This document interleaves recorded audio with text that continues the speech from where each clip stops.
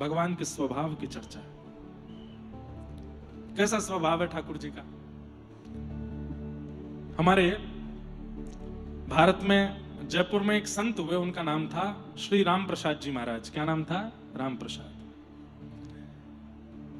बहुत दिन बाद इनका चरित्र याद आया है, ध्यान से सुनिएगा।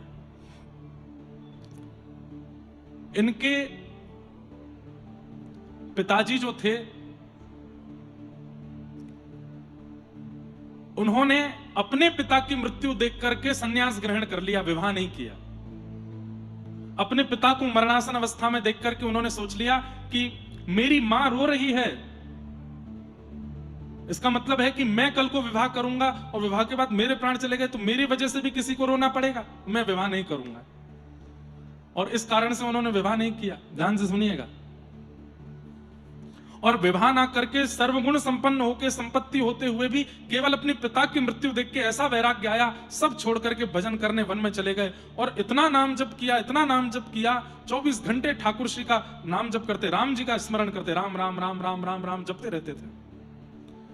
कुछ ही महीनों में राम नाम का ऐसा प्रभाव हुआ कि एक क्षण के लिए इन्होंने अपने नेत्र खोले तो क्या पाया? साक्षात प्रभु श्री राम, श्री जानकी जी, श्री भरत जी, लक्ष्मण जी, शत्रुघ्न जी, श्री हनुमान जी, समस्त राम दरबार इनके सामने प्रकट हो गया। इन्होंने जैसे ही ठाकुर जी को प्रणाम किया, राघव जी को प्रणाम किया, राम जी बोले हम केवल 2 शब्द बोलेंगे और बोल के अंतर ध्यान हो जाएंगे, ध्यान से सुनना। बोले जी भगवान आज्ञा करें। विवाह करो।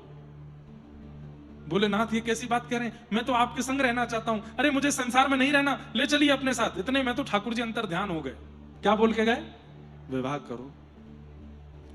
खूब ढूंढा, ठाकुर जी नहीं मिले। अब तो इतने परेशान हो गए, अब कहां जाऊं। घर परिवार में ज्यादा लोग थे नहीं, लौट करके आए और आकर के अब बस सोचने लगे कैसे करूं। ठाकुर जी कह के गए विवाह करो। ब्राह्मण थे,